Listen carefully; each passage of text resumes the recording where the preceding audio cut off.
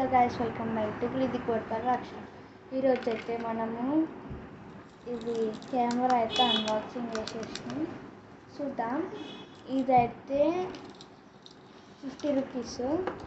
దీనికి ఒక గజ్జల్ లాంటిది వచ్చింది, మళ్ళీ కీ చైన్ పెట్టుకోవడానికి వచ్చింది.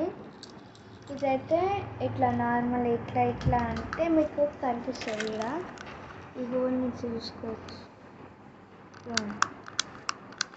ఇట్లా మారుతాయి.